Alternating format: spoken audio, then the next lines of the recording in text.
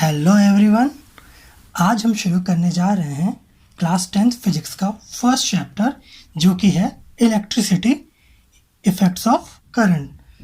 तो इस चैप्टर में हम आज सीखेंगे क्या, इस चैप्टर में है किस बारे में। ये चैप्टर फिजिक्स का एक पार्ट है इलेक्ट्रिसिटी। ये हमें सिखाएगा क्या, हम क्या नया सीख पाएंगे जो अभी तक हमने पहले सीखा है उससे। तो इस चैप्टर का थोड़ा सा ओवरव्यू लेते हैं और समझते हैं कि आज हम सीखने क्या वाले हैं। जैसा कि नाम ही इसका सजेस्ट कर रहा है इलेक्ट्रिसिटी, तो एक ओवरव्यू तो हम समझ पा रहे हैं कि ये किस बारे में है। जो भी हम अपने घर में इलेक्ट्रिसिटी देखते हैं, जो भी किसी भी इंडस्ट्रियल एरिया में हम इलेक्ट्रिसिटी से होता हुआ कोई भी वर्क देखते हैं, कोई भी काम जो भी बिजली से होता हमें नज़र आता है, हम वो सारे एग्जाम्पल ले सकते हैं इलेक्ट्रिसिटी के। और अगर बात की जाए कि ये इलेक्ट्रिसिटी एक्चुअल में है क्या, प्रोड्यूस कैसे होती है, वर्क कैसे करती है, तो ये सारी चीज़ें हम जैसे पढ़ेंगे आगे वैसे हम जान लेंगे। तो पहले हमारा मोटिव ये है कि हम ये जानें कि इलेक्ट्रिसिटी है क्या। तो अगर हम एक लाइन डायग्राम की हेल्प से समझने की कोशिश करें, मान लीजिए ये आपकी कोई नॉर्मल पेंसिल बैटरी है। मान लीजिए कोई भी ब्रांड है ये, तो हमें ये पता है इसके अंदर कोई ना कोई पावर जो है, एनर्जी जो है स्टोर्ड है। और अगर हम कोई एक वैसी वायर लें जो इसके प्लस और माइनस सिरे में अटैच करें और इसके साथ एक कोई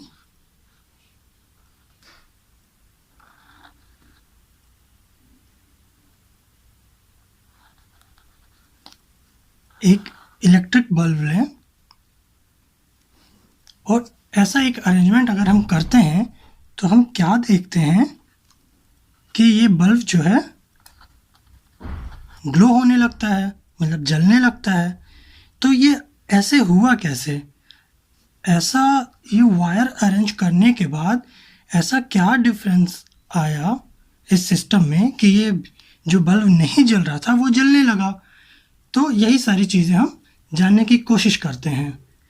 एक प्रीवियस क्लासेस में हमने पढ़ा है या सुना है कि जो इलेक्ट्रिक करंट होता है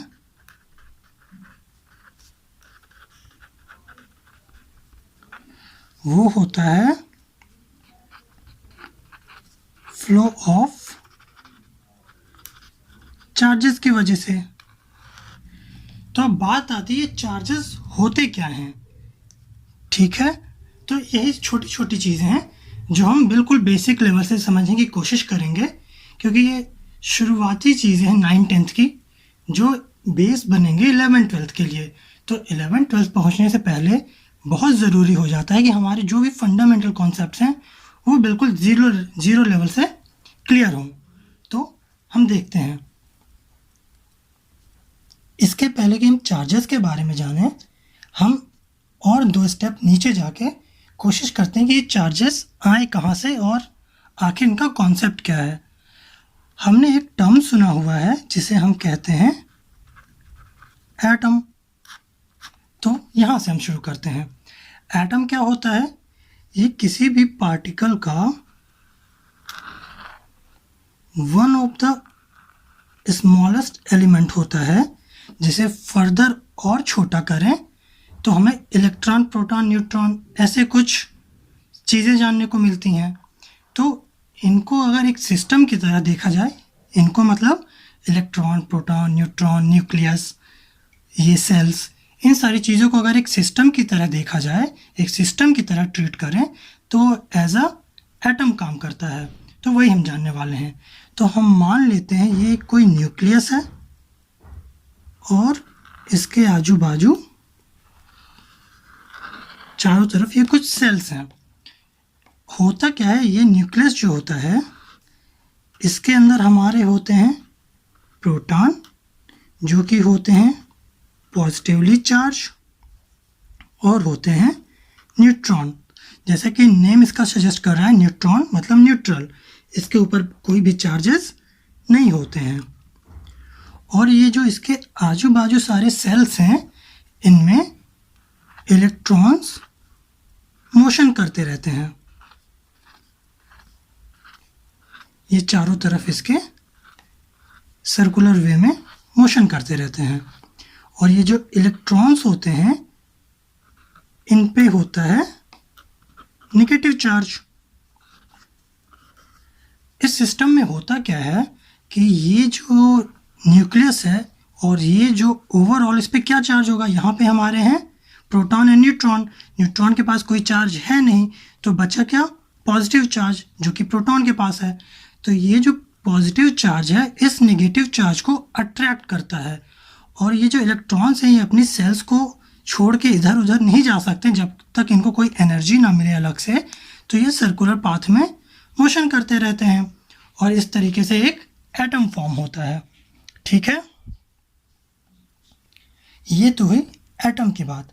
अब हमने और भी कुछ टर्म्स सुने हुए हैं जिन्हें हम कंडक्टर्स कहते हैं, कुछ को हम इंसुलेटर्स कहते हैं, और भी कई टर्म्स हैं, लेकिन अभी हमारा जो फोकस है इन दो टर्म्स पे है। आपने सुना होगा कि कोई एक पर्टिकुलर मटेरियल है जिसे हम कहते हैं कि ये इलेक्ट्रिक कंडक्टर है या इलेक्ट्रिक इंसुलेटर है। बेटर एग्जांपल के लिए आप इस चीज़ को देखिए।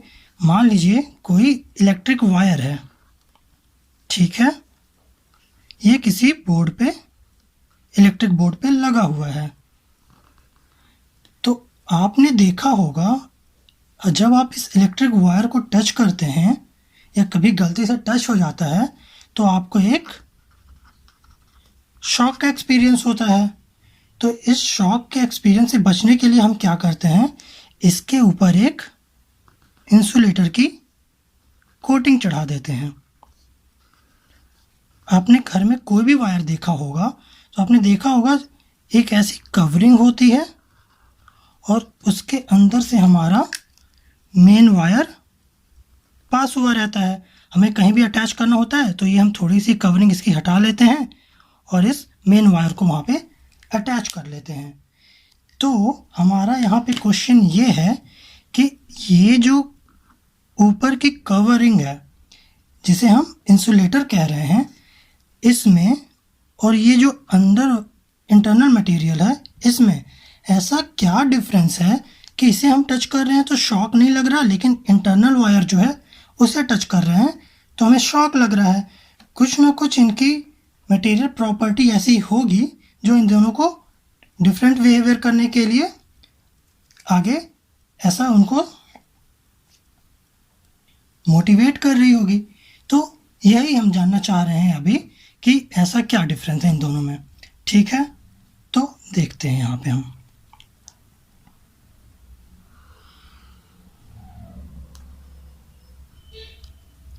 होता क्या है, जैसा कि ये एटम है, एक शॉर्ट में एक बना लेते हैं हम। हमने क्या जाना कि इन सेल्स में बाहर इलेक्ट्रॉन जो हैं मोशन करते होते हैं और एक टर्म होता है जिसे हम कहते हैं इलेक्ट्रॉनिक कॉन्फ़िगरेशन। ये क्या होता है, ये एक ऐसा लॉ है जो बताता है कि किस सेल में कितने इलेक्ट्रॉन रह सकते हैं मैक्सिमम। जैसे पहली सेल है ये, तो इसमें 2 इलेक्ट्रॉन रह सकते हैं, इसके आगे 8 इलेक्ट्रॉन्स रह सकते हैं, इसके आगे 18 इलेक्ट्रॉन रह सकते हैं। ऐसे कुछ नियम हैं जिन्हें इन्हें फॉलो करना होता है। कुछ लॉज हैं जिनके अकॉर्डिंग ही इलेक्ट्रॉन्स जो होते हैं अलग अलग सेल्स में रह सकते हैं। तो मान लीजिए किसी एक मेटल का हम एग्जाम्पल लेके चलते हैं। मान लीजिए आपका कॉपर है जिसका एटॉमिक नंबर कितना है, 29। तो अगर कॉपर के एटम को हम इलेक्ट्रॉनिक कॉन्फ़िगरेशन के टाइप से फिल करना चाहें तो हम कैसे फिल करेंगे, हम फिल करेंगे, ये हमारा हो गया न्यूक्लियस, ये हो गई हमारी फर्स्ट सेल जिसमें 2 इलेक्ट्रॉन्स आएंगे। हमने क्या कहा, कैसे आते हैं इलेक्ट्रॉन्स, 2, 8, 18, 36 ऐसे इलेक्ट्रॉन्स आते हैं। तो हमें 29 पूरे करने हैं, किसमें, इसमें। तो हम क्या करेंगे, फर्स्ट सेल में 2 आ गए, अब हमें 8 डालने हैं तो अगले सेल की ज़रूरत होगी, तो हम एक और सेल बनाते हैं। इसमें हम कितने फिल करेंगे, 1 2 3 4 5 6 7 8, कितने हो गए, 8 and 2 10। अभी और हमें चाहिए, तो इसमें हम कितने फिल करेंगे, अब नेक्स्ट सेल में 2 हो गए, 8 हो गए, अब 18 की बारी, 1 2 3 4 5 6 7 8 9 10 11 12 13 14 15 16 17 18, ये हो गए हमारे 8 to 10 18 10 28। अभी एक और इलेक्ट्रॉन की ज़रूरत हमें और है, तो अगले सेल में सिर्फ एक इलेक्ट्रॉन रहेगा। ठीक है, तो हमने क्या देखा कि अगले में हमें चाहिए थे 18, लेकिन हो कितने पाए, एक ही हो पाए।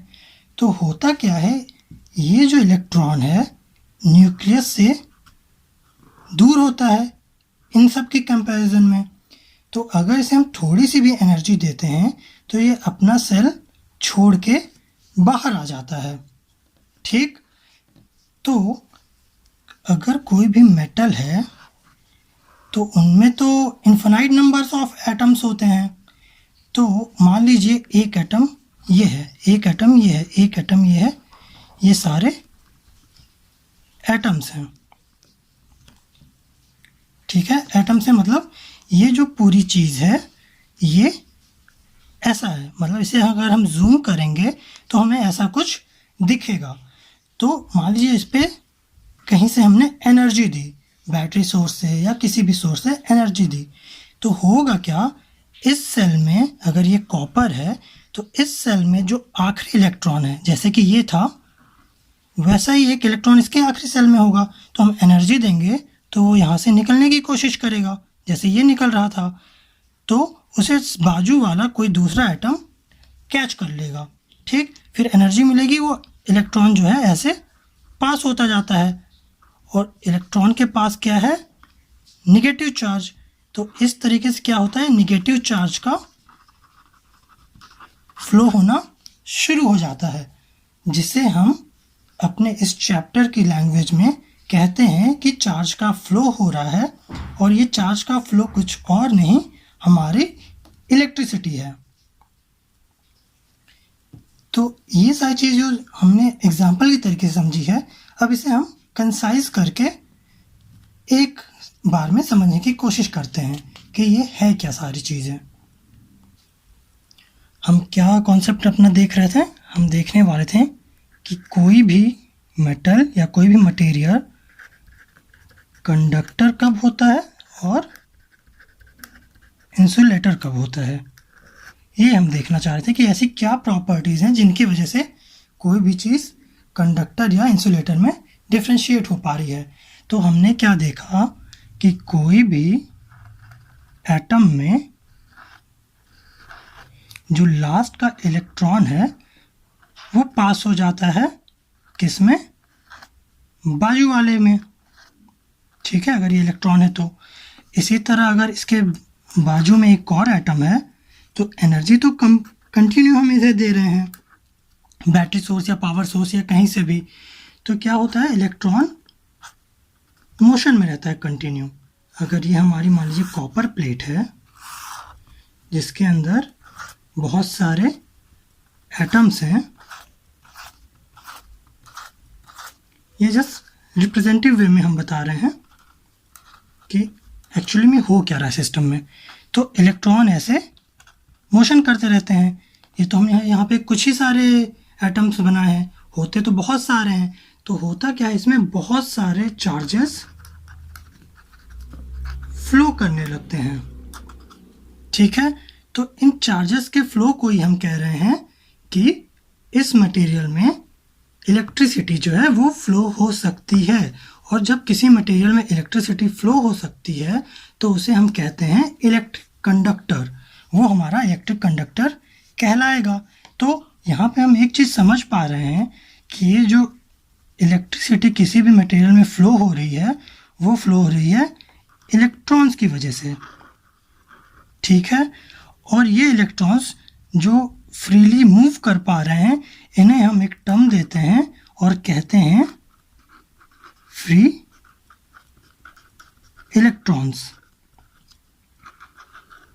ठीक है।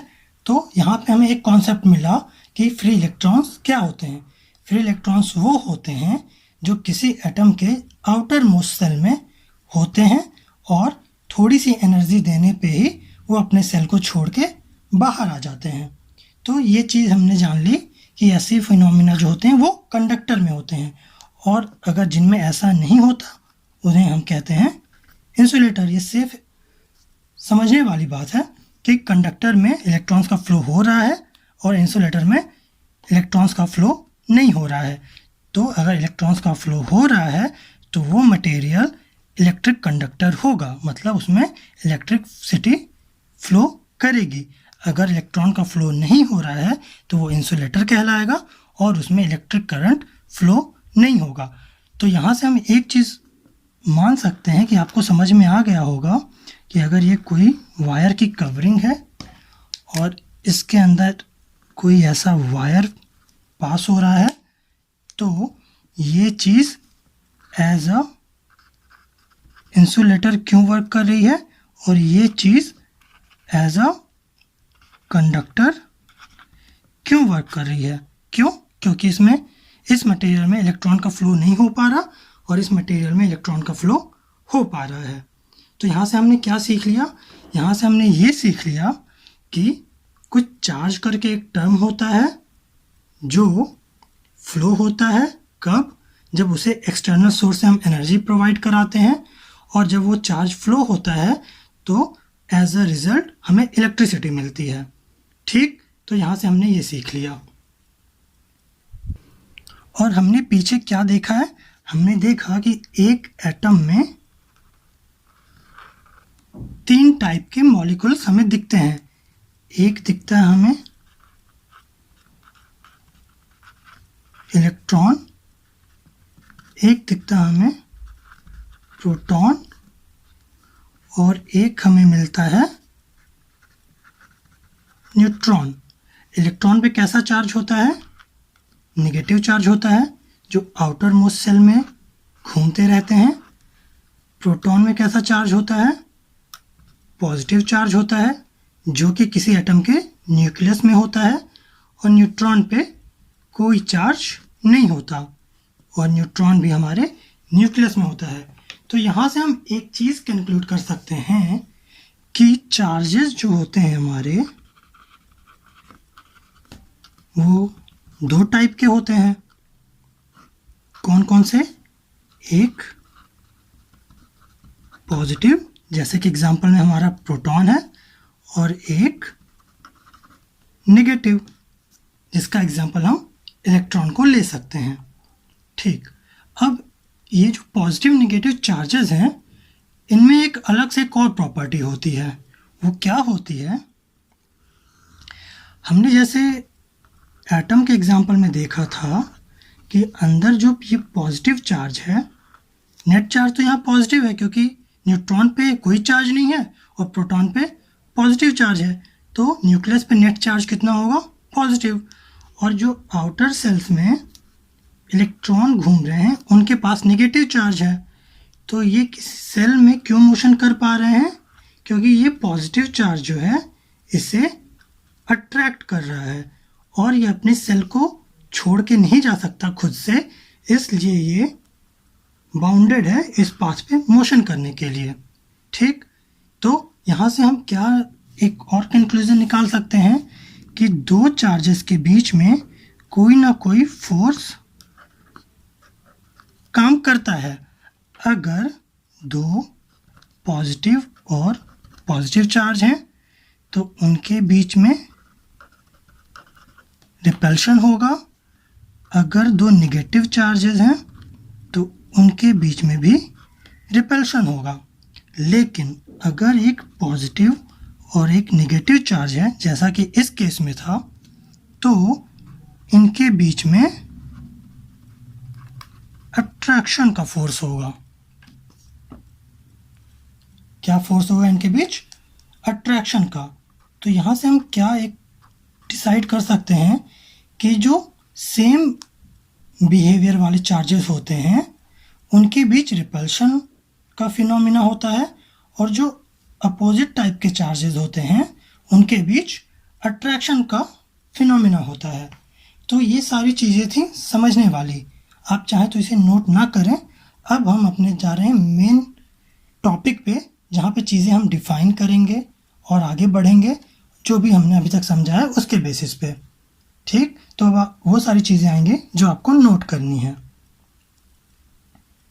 तो अभी तक हमने क्या क्या देखा? हमने देखा कि इलेक्ट्रिक चार्ज क्या होते हैं और इलेक्ट्रिक चार्ज के टाइप क्या होते हैं और इनके बीच में कैसा रिलेशन होता है। तो अब इन्हीं सारी चीज़ों को हम डिफाइन करने वाले हैं। हमने देखा कि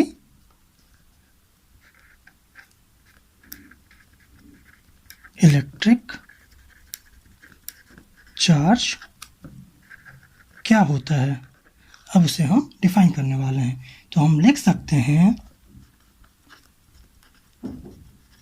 electric charge is a physical property of the matter और substance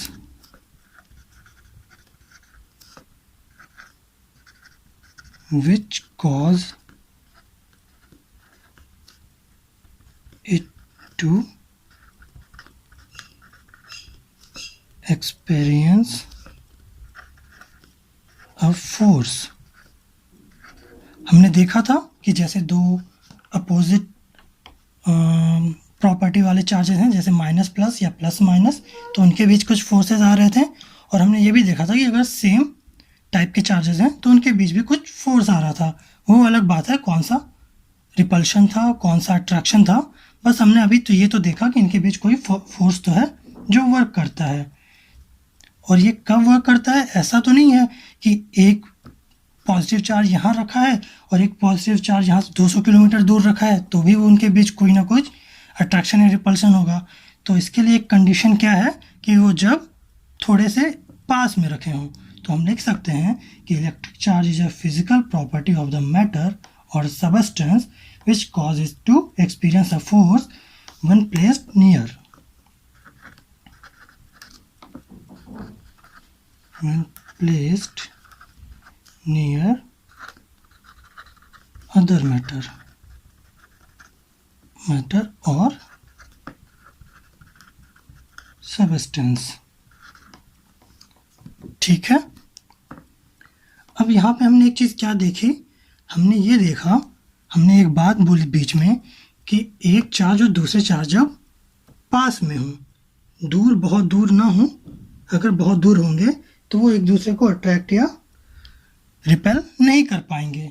तो यहाँ पे एक और कॉन्सेप्ट की बात आती है कि मान लीजिए हमने क्या कहा, मान लीजिए यहाँ पे कोई एक पॉजिटिव चार्ज है।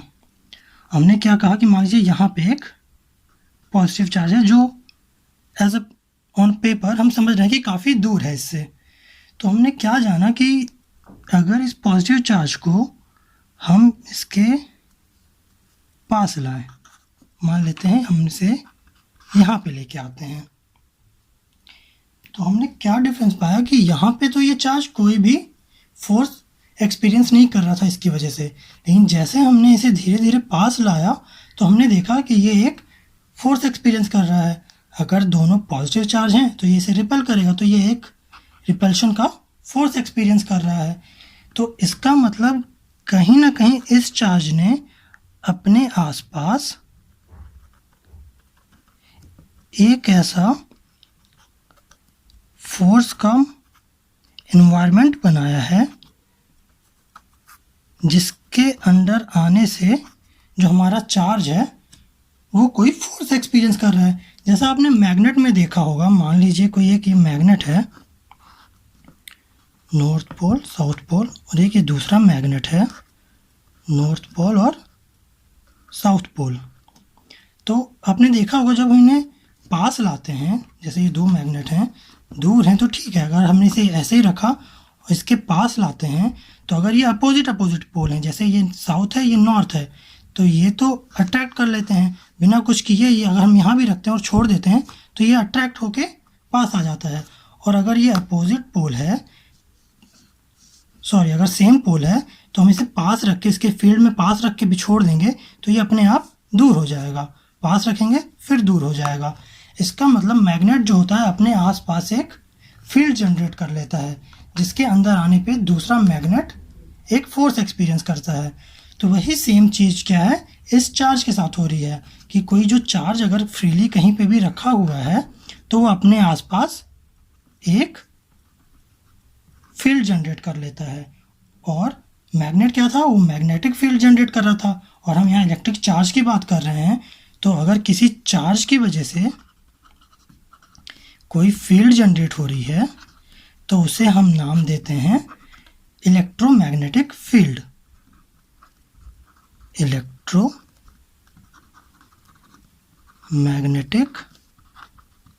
फील्ड, क्योंकि एक इलेक्ट्रिक चार्ज है और बिहेव ये कैसा कर रहा है, एक मैग्नेट की तरह। अगर सेम चार्जेस हैं तो वो रिपेल हो रहे हैं, अपोजिट चार्जेस हैं तो अट्रैक्ट हो रहे हैं, जैसा कि मैग्नेट के केस में हो रहा था। तो चार्ज के इस फिनोमिना को हमने क्या कहा कि इस चार्ज के पास इलेक्ट्रोमैग्नेटिक फील्ड है। आगे बढ़ते हैं। तो हमने इलेक्ट्रिक चार्ज की डेफिनेशन देख ली थी और हमने ये भी जान लिया था कि चार्ज के पास जो एक फील्ड जनरेट होता है उसे हम कहते हैं electromagnetic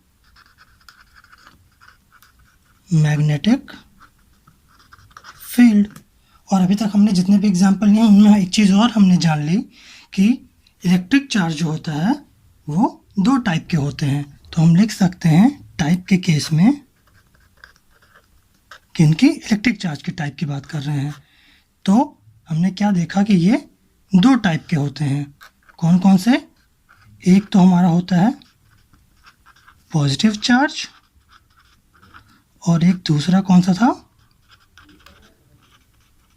negative charge.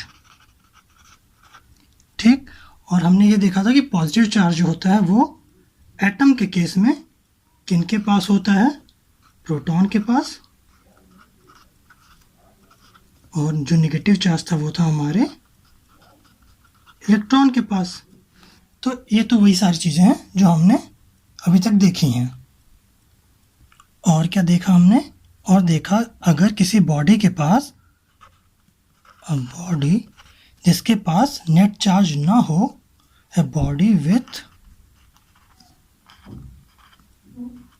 absence of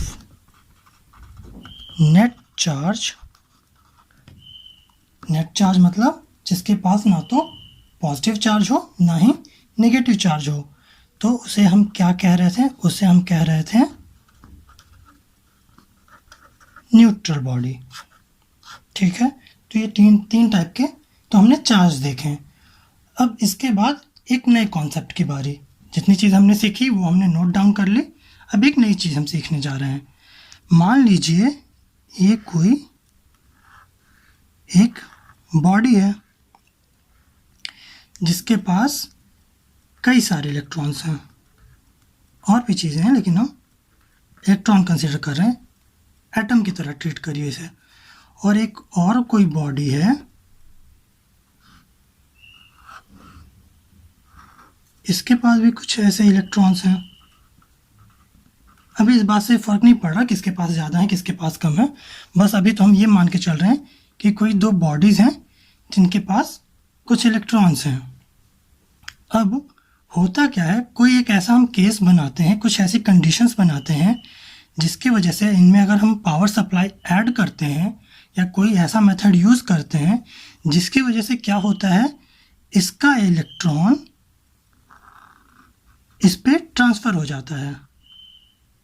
तो हो क्या रहा है, जो इसके पास नेट इलेक्ट्रॉन थे उनमें कमी आ गई, और इसके पास जो नेट इलेक्ट्रॉन थे पहले से उनमें इंक्रीमेंट हो गया। तो अगर हम ये बात जान रहे हैं कि इलेक्ट्रॉन जो होता है उसके पास नेगेटिव चार्ज होता है, तो हुआ क्या, इसने अगर इलेक्ट्रॉन लूज़ किया तो उसने कहीं ना कहीं कुछ पार्ट नेगेटिव चार्ज को लूज़ किया। तो अगर ये नेगेटिव चार्ज लूज़ होके इस पे आ रहा है तो कहीं ना कहीं इसके ऊपर प्लस में इलेक्ट्रॉन आया। प्लस में इलेक्ट्रॉन आया, इसका क्या मतलब कि इसके ऊपर नेगेटिव चार्ज जो था वो इसमें और बढ़ गया। तो हम इस केस में क्या कह सकते हैं, हम कह सकते हैं कि बॉडी ए के पास से कुछ नेगेटिव चार्ज गए और बॉडी सेकंड के पास कुछ नेगेटिव चार्ज आए। और इसको एक और तरीके से हम ये कह सकते हैं कि बॉडी टू जो था उसमें नेट इफेक्ट जो है नेगेटिविटी चार्ज की बढ़ी, चार्ज की नेगेटिविटी बढ़ी, तो बॉडी टू जो है वो नेगेटिवली चार्ज बॉडी कहलाएगी। क्यों कहलाएगी? क्योंकि मान लीजिए इसके पास बराबर इलेक्ट्रॉन और प्रोटॉन थे। उस केस में क्या था, ये एक न्यूट्रल बॉडी की तरह बिहेव करता, जितने इलेक्ट्रॉन थे उतने प्रोटॉन थे, और उसके ऊपर हमने एक इलेक्ट्रॉन और ऐड किया तो इलेक्ट्रॉन के ऊपर नेगेटिव चार्ज था, तो इस पर जो नेट इफेक्ट था वो नेगेटिव का बढ़ा, तो ये बॉडी हो जाएगी नेगेटिवली चार्ज। और अगर सेम कंडीशन इसके साथ लें, मान लीजिए ये भी एक न्यूट्रल बॉडी थी जिसके पास सेम इलेक्ट्रॉन और सेम प्रोटॉन थे, इसने अपना एक इलेक्ट्रॉन लूज किया, तो मान लीजिए प्लस की वैल्यू बराबर थी माइनस की वैल्यू से, इसमें से हमने माइनस और एक निकाल दिया तो प्लस की वैल्यू तो ज़्यादा हो गई, तो हमारी जो फर्स्ट बॉडी है वो कहलाएगी पॉजिटिवली चार्ज्ड बॉडी। ठीक है, एक बार फिर से समझ लेते हैं शॉर्ट में। हुआ क्या, दो बॉडी थी जिनके पास हम मान के चल रहे थे कि सेम इलेक्ट्रॉन और सेम प्रोटॉन थे। उनमें से क्या हुआ, कुछ ऐसी कंडीशंस हमने जनरेट की जिसकी वजह से एक इलेक्ट्रॉन दूसरी बॉडी के पास आ गई, पहली बॉडी की। तो जिस बॉडी ने इलेक्ट्रॉन लूज किया उसके ऊपर पॉजिटिव चार्ज आएगा, नेट पॉजिटिव चार्ज आएगा, और जिस बॉडी ने वो इलेक्ट्रॉन को गेन किया उसके ऊपर नेट नेगेटिव चार्ज आएगा। ये बात है जो हम कह रहे हैं। ठीक, तो हमने जो चीज़ें यहाँ समझी हैं अब उन्हें हम लिख के रिप्रेजेंट करने की कोशिश करेंगे। हमने क्या देखा, हमने देखा कि एन ऑब्जेक्ट और body losing electron is called as a positively charged body। एक तो हमने ये देखा, और दूसरी चीज़ हमने क्या देखी, हमने देखा कि सेम इसी कंडीशन में ऑब्जेक्ट और बॉडी गेनिंग, यही इलेक्ट्रॉन एक ने लूज किया और दूसरे ने गेन किया, तो उस केस में क्या होगा कि वो बॉडी जिसने इलेक्ट्रॉन गेन किया is called as a negatively charged body. वही चीज़ है जो हमने समझी, वही हमने लिखा कि अगर एक बॉडी इलेक्ट्रॉन लूज कर रही है तो उस पर नेट इफेक्ट पॉजिटिव रहेगा, और वही इलेक्ट्रॉन अगर कोई दूसरी बॉडी गेन कर रही है तो उस पर नेट इफेक्ट नेगेटिव चार्ज जैसा रहेगा। ठीक, तो ये तो बात हो गई चार्जेस की। अब हम बात करते हैं इलेक्ट्रिसिटी की। हमने ये तो जान लिया कि चार्जेस के वजह से ही इलेक्ट्रिसिटी हो रही है। चार्ज जब मूव कर रहे हैं, फ्लो कर रहे हैं, तो एज अ रिज़ल्ट हमें इलेक्ट्रिसिटी मिल रही है। तो अब हम कोशिश कर रहे हैं इलेक्ट्रिसिटी को डिफाइन करने की।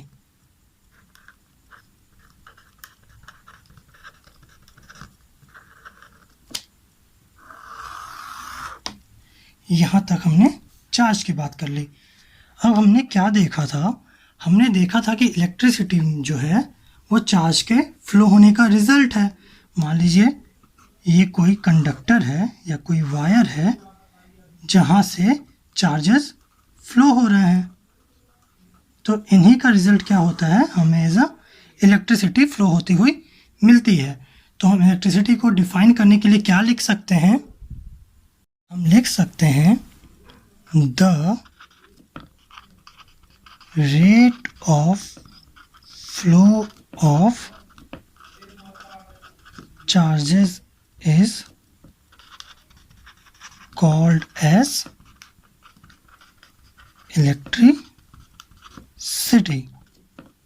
क्या मतलब हुआ इस डेफिनेशन का? इस डेफिनेशन का मतलब हुआ कि जिस रेट से चार्जेस फ्लो कर रहे हैं, जिस रेट से इलेक्ट्रॉन्स फ्लो कर रहे हैं, उसे ही हम इलेक्ट्रिसिटी कह रहे हैं। जिस इलेक्ट्रॉन फ्लो कर रहे हैं, ये बात तो समझ में आ गई डेफिनेशन से। इस रेट का मतलब क्या है? रेट का मतलब है कि पर सेकंड, पर यूनिट टाइम में हमने 1 सेकंड का टाइम इंटरवल लिया और हमने देखा कि 1 सेकंड में कितने चार्जेस फ्लो हो रहे हैं। मान लीजिए हमने यहाँ पे एक वर्चुअल बैरियर बनाया, सिर्फ कैलकुलेशन के लिए, सिर्फ समझने के लिए, ठीक, और इलेक्ट्रॉन्स इस डायरेक्शन से आ रहे हैं जैसा कि इसमें शो हो रहा है। तो हमने टाइम सेट किया 1 सेकंड का और हमने देखा कि 1 सेकंड में कितने इलेक्ट्रॉन्स इस बैरियर को पार करके इस पार आ पा रहे हैं। तो यही डेफिनेशन का मतलब है कि पर यूनिट टाइम में 1 सेकंड में कितने इलेक्ट्रॉन्स जो हैं फ्लो हो रहे हैं, उन्हें ही हम कह रहे हैं कि इलेक्ट्रिसिटी है। या डेफिनेशन के तौर पे हम कह रहे हैं कि the rate of flow of charges, किस रेट से चार्जेस फ्लो हो रहे हैं उन्हें ही हम कह रहे हैं इलेक्ट्रिसिटी। तो ये डेफिनेशन अपने आप में पूरी है। अब हम कोशिश करते हैं इस डेफिनेशन से एक फॉर्मूला जनरेट करने की जो इलेक्ट्रिसिटी के लिए होगी। मान लीजिए इलेक्ट्रिसिटी को हम डिनोट करते हैं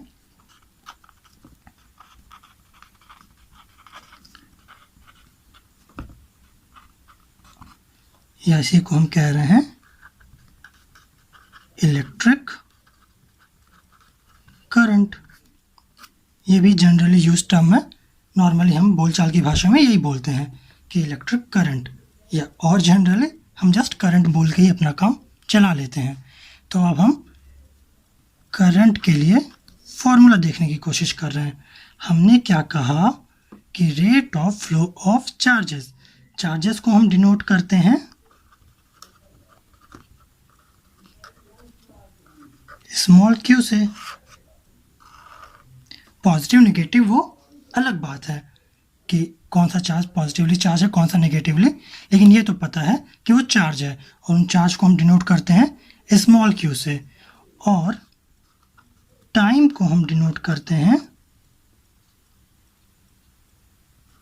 स्मॉल टी से। तो अगर हम फॉर्मूला जनरेट करने की कोशिश करें डेफिनेशन के अकॉर्डिंग, तो हमने क्या कहा, जो इलेक्ट्रिक करंट है वो rate of flow of charges है। पर सेकंड, पर यूनिट टाइम में कितने चार्जेस फ्लो हो रहे हैं उन्हें ही हम कह रहे हैं इलेक्ट्रिक करंट। आप यहाँ से देख सकते हैं इस डेफिनेशन का मतलब यही है कि ये जो चार्जेस हैं पर सेकंड, जैसे हम लिखते हैं किसी चीज़ की स्पीड को या वेलोसिटी को किलोमीटर पर आवर, इसका मतलब ये है कि पर आवर मतलब 1 आवर में कितने किलोमीटर बॉडी या कोई व्हीकल मूव कर रही है।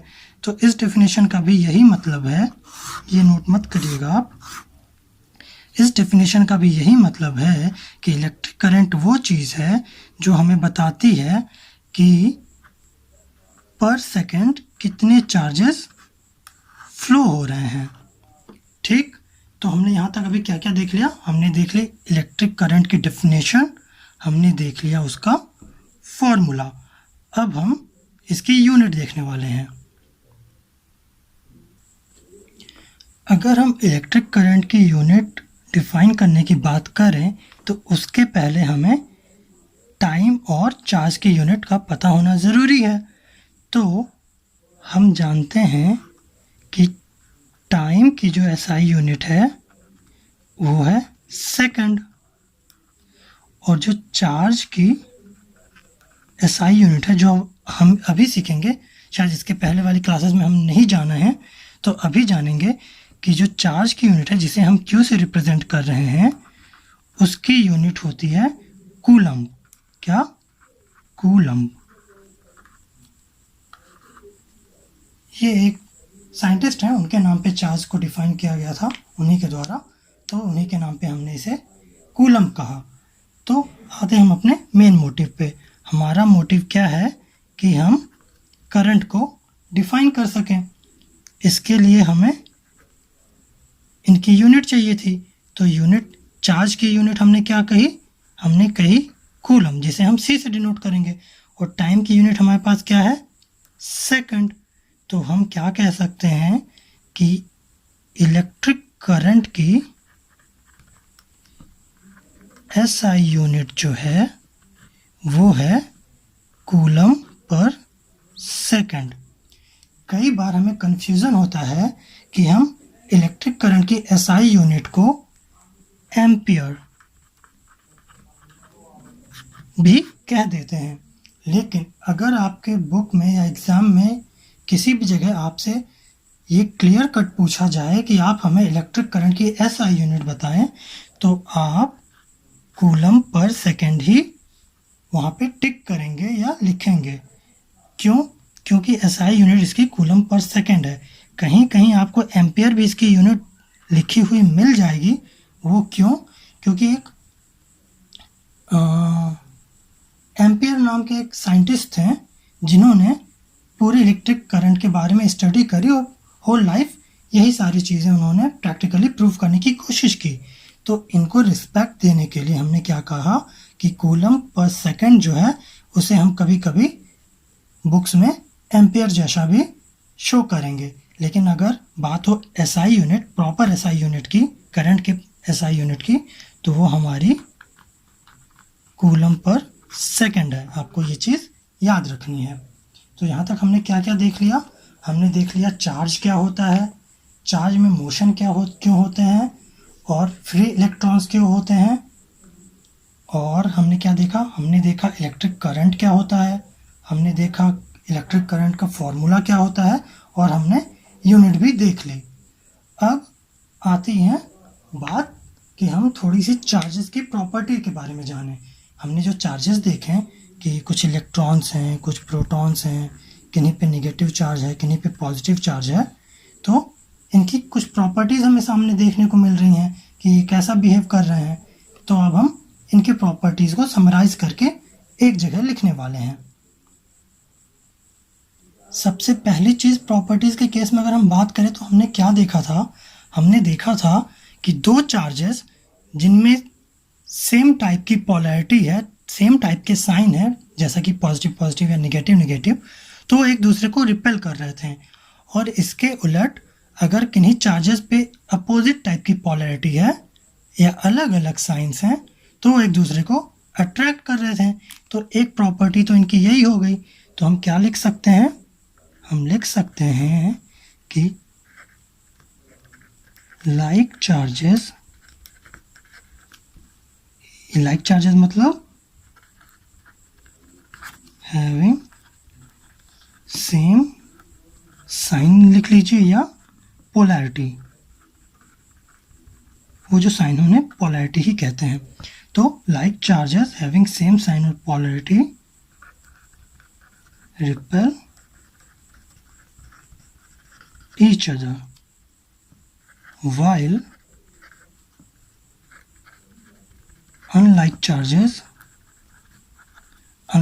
मतलब जिनमें अपोजिट साइन होंगे या अपोजिट पोलैरिटी होगी। ठीक, हमने क्या लिखा कि लाइक चार्जेस जो होते हैं वो रिपेल करते हैं एक दूसरे को, और जबकि दूसरे जो अनलाइक चार्जेस हैं वो एक दूसरे को अट्रैक्ट करते हैं।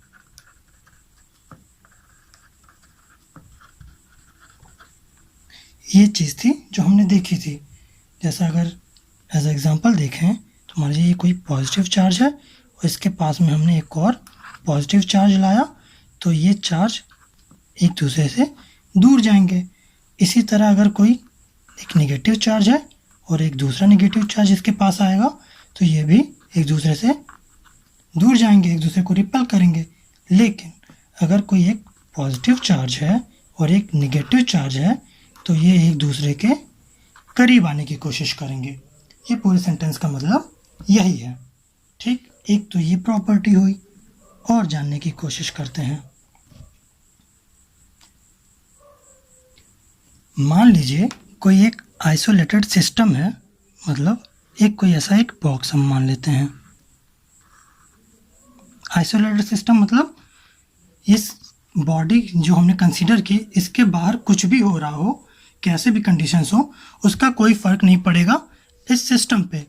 तो कुछ इसमें मान लेते हैं हम पॉजिटिव और नेगेटिव चार्जेस है। मान लेते हैं एक जगह +2 है, एक जगह +3 चार्जेस है, एक जगह मान लेते हैं -1 चार्जेस है। जैसे हमने चार्जेस माने हैं प्लस माइनस, वैसे ही हमने मैग्नीट्यूड के साथ लिखा। तो हमने क्या किया, इस बॉक्स को थोड़ी सी एनर्जी, कैसे, मान लीजिए कोई बॉक्स है जिसके अंदर ये चार्जेस हैं, हमने उसमें चार्जेस को रखा, तरीके से पैक किया और ऐसा ऐसा बिल्कुल शेक कर दिया पूरे चार्जेस को। तो ये चार्जेस आपस में इंटरैक्ट होंगे एक दूसरे से। बाहर की किसी कंडीशंस का फ़र्क नहीं पड़ रहा, लेकिन ये अंदर अगर एक दूसरे से इंटरैक्ट करेंगे तो कुछ ना कुछ एनर्जी का ट्रांसफ़र होगा। अगर ये आपस में टकराते हैं तो इसकी वजह से कुछ चार्जेस का डिस्ट्रीब्यूशन हो जाएगा। तो मान लेते हैं कुछ ऐसा फाइनल सिनेरियो हमें देखने को मिलता है कि एक जगह -2 चार्जेस आ गया, एक जगह +1 चार्जेस आ गया। यहाँ पे टोटल चार्जेस कितना है, 3 2 5 4। यहाँ पे कितना है, -2 +1 -1 ऐड करना पड़ेगा।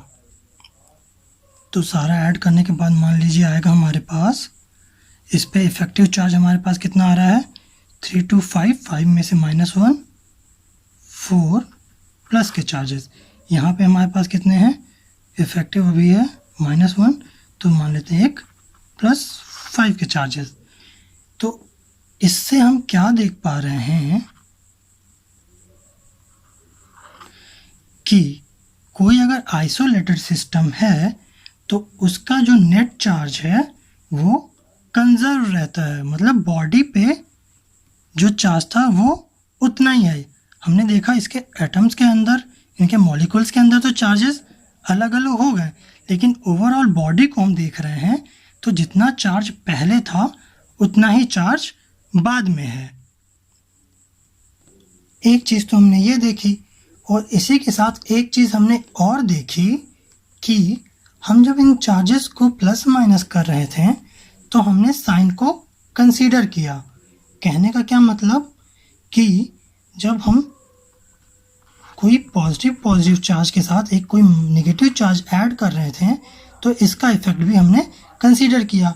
मान लीजिए, कहने का क्या मतलब कि हमने यहाँ पे देखा +2 चार्जेस, +3 चार्जेस और -1 चार्जेस। इस केस में तो हमने इनके साइन को भी कंसीडर किया ऐड करते समय। कैसे, +3 +2 प्लस के 5 और -1 साइन के साथ, तो ये आया हमारे पास 4।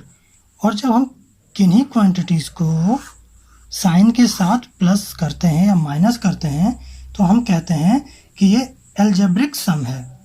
तो यहाँ से हमें 2 पॉइंट्स का पता चला कि एक कि चार्ज जो है किसी बॉडी पे वो कंजर्व रहता है, जितना पहले था उतना बाद में, और ये जो चार्जेस हैं इनका जो समेशन होता है, इन्हें जब हम ऐड करते हैं तो अलजेब्रिकली ऐड करते हैं। तो अब इन्हीं चीज़ों को हम पॉइंट में लिखने वाले हैं। 1 2 3rd पॉइंट हमारा होगा कि electric charges are always conserved. ये तो हमने पहले कंडीशन में देखी थी। इसके बाद एक चीज़ और हमने देखी, हमने क्या देखा कि इनका जो हम एडिशन कर रहे थे वो अलजेब्रिक एडिशन कर रहे थे, मतलब साइन के साथ कर रहे थे, तो उसे हम लिख सकते हैं कि electric charges are added algebraically. किन्हें हम, इसका मतलब क्या हुआ कि विथ साइन को कंसीडर करते हुए हम इन्हें ऐड करते हैं। ठीक, ये तो हमने देखे इनकी 4 प्रॉपर्टीज। ये हम क्या पढ़ रहे हैं यहाँ पे हम पढ़ रहे हैं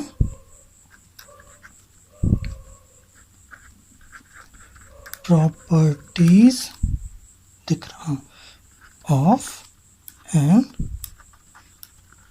इलेक्ट्रिक चार्ज। ये हम इलेक्ट्रिक चार्ज की प्रॉपर्टीज पढ़ रहे हैं, जिनमें हमने देख लिया कि साइन अगर इनके प्लस माइनस हैं तो ये कैसे अट्रैक्ट या रिपेल करेंगे, कैसे ये हमेशा कंजर्व रहते हैं, और कैसे हमने देखा कि इनका समेशन होता है। अब आगे बढ़ते हैं। एक और प्रॉपर्टी बची है, लेकिन वो जानने के पहले ज़रूरी है कि एक हम कॉन्सेप्ट सीख लें। होता क्या है, मान लीजिए जैसा हमने अभी तक देखा है कि कोई बॉडी है जिनमें कुछ इलेक्ट्रॉन्स हैं,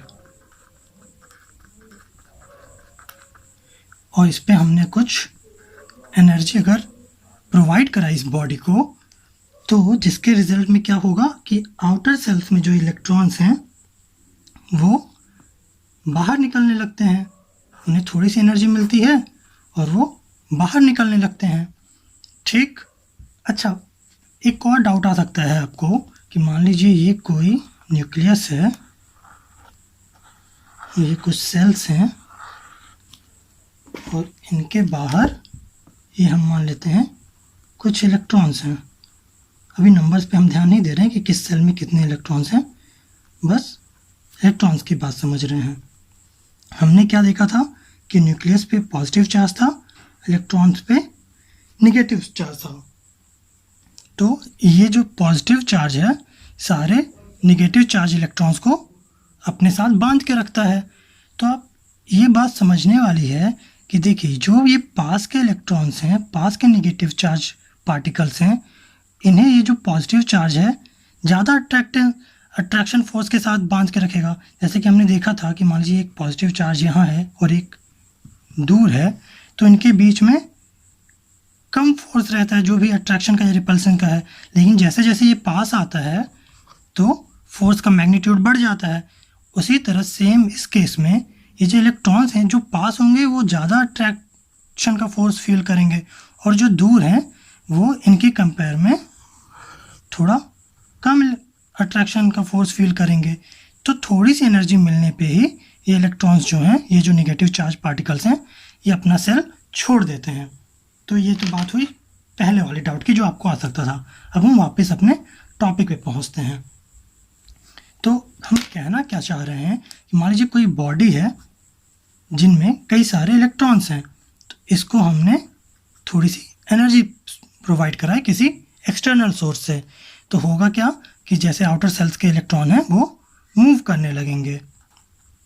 ठीक, तो ऐसा कभी भी नहीं होगा कि 2.5 इलेक्ट्रॉन्स बाहर निकल गए, 1.5 इलेक्ट्रॉन्स बाहर निकल गए, या 3.12 इलेक्ट्रॉन्स बाहर निकल गए। ऐसा कभी नहीं होगा। ये इलेक्ट्रॉन्स हमेशा एक यूनिट डिजिट में ही बाहर निकलते हैं, मतलब या तो एक इलेक्ट्रॉन बाहर निकल सकता है, या 2 इलेक्ट्रॉन्स बाहर निकल सकते हैं, या 3 इलेक्ट्रॉन्स बाहर निकल सकते हैं, या ऐसे ही मान लीजिए n इक्वल टू 1 2 3 4 ऐसे कई सारे नंबर्स हैं। तो n इलेक्ट्रॉन्स ही हैं जो किसी बॉडी से बाहर निकल सकते हैं या किसी सेकेंड बॉडी पे आके ऐड हो सकते हैं। तो इसका क्या मतलब हुआ, इसे हम फिजिक्स के टर्म में कहते हैं कि ये क्वांटाइजेशन ऑफ चार्ज है। मतलब ये किसी परफेक्ट क्वांटिटी में ही चार्जेस एक बॉडी से दूसरी बॉडी में जा सकते हैं या अपनी बॉडी को छोड़ सकते हैं। तो यहाँ पे हमने एक चीज़ और सीखी कि कोई चार्ज जो होता है वो हमेशा क्वांटाइज्ड होता है, या इसे ही हम कहते हैं क्वांटाइजेशन ऑफ चार्ज। तो हमने जो 4 प्रॉपर्टीज इसके पहले पढ़ी थी, उसके बाद एक और हम पढ़ने जा रहे हैं जो कि है कि electric charge is always quantized. ठीक है, एक बार हम शॉर्ट में रिवाइज कर लेते हैं कौन कौन से हमने प्रॉपर्टीज देखी चार्ज की। हमने देखा कि जो सेम पोलैरिटी के चार्जेस होते हैं वो एक दूसरे को रिपेल करते हैं, जैसा कि पॉजिटिव पॉजिटिव या निगेटिव निगेटिव में हो रहा था, और जो अपोजिट पोलैरिटी के चार्जेस होते हैं वो एक दूसरे को अट्रैक्ट करते हैं। इसके बाद हमने क्या देखा, इसके बाद हमने देखा कि जो चार्जेस होते हैं वो हमेशा कंजर्व रहते हैं किसी भी बॉडी में, अगर बॉडी आइसोलेटेड है तो। जैसा कि हमने एक बॉक्स में इलेक्ट्रॉन भर के इन्हें शेक करके, जो एग्जांपल अभी हमने दिया था। इसके बाद हमने थर्ड पॉइंट देखा था कि जो चार्जेस हैं इनका जो समेशन होता है ये साइन के साथ हमेशा होता है, और इस साइन के साथ समेशन को हम क्या कहते हैं कि ये एल्जेब्रिक सम है। ये तो हुई 3, और ये था हमारा 4th नंबर। ठीक, तो 4th नंबर में हमने क्या देखा कि चार्ज जो है किसी एक परफेक्ट नंबर के साथ ही ट्रांसफ़र हो सकता है, या तो वो गेन हो रहा हो या तो लूज़ हो रहा हो, लेकिन वो एक परफेक्ट नंबर के साथ ही होगा, और इसी को हम कहते हैं क्वांटाइजेशन ऑफ चार्ज, या ये कहते हैं कि electric charge is always quantized. तो इसे अगर हम एक फॉर्मूले की तरह लिखना चाहें तो हम लिख सकते हैं कि इलेक्ट्रिक चार्ज को हम कैसे डिनोट कर रहे थे, स्मॉल क्यू से, और हमने क्या देखा कि इलेक्ट्रॉन्स जो हैं वो हमेशा किसी परफेक्ट नंबर के साथ ही गेन होंगे या लूज होंगे, जहाँ पे n इक्वल टू क्या होगा 1 2 3 4, ऐसा ही कोई कंप्लीट होल नंबर होगा। ठीक है, तो अभी तक हम अगर रिवाइज करें तो हमने क्या क्या पढ़ लिया। हमने इलेक्ट्रिक चार्ज पढ़ लिया, हमने चार्जेस की प्रॉपर्टी देख ली, हमने इलेक्ट्रिक करंट देख लिया, उसका फॉर्मूला देख लिया, यूनिट देख ली, ये सारी चीज़ हमने देख ली। तो आज के लिए हम इतना ही रखते हैं। कल हम एक नया टॉपिक शुरू करेंगे जो कि बहुत ही इम्पोर्टेंट टॉपिक है आपके इस चैप्टर का, जिसका नाम है इलेक्ट्रिक पोटेंशियल, या और आगे चलेंगे तो पोटेंशियल डिफरेंस। ये सारी चीज़ें हम पढ़ेंगे। इसके आगे और भी बहुत ही इंटरेस्टिंग चीज़ें आएंगी आपके पास पढ़ने के लिए, जैसे कि रेजिस्टेंस, ओम्स लॉ, जो कि बहुत ही इंपॉर्टेंट टॉपिक हैं इस चैप्टर के अकॉर्डिंग। तो आज हम इतना ही रखते हैं, कल हम फिर से लेके आएंगे आपके लिए कुछ नया सीखने के लिए। ठीक है, ओके।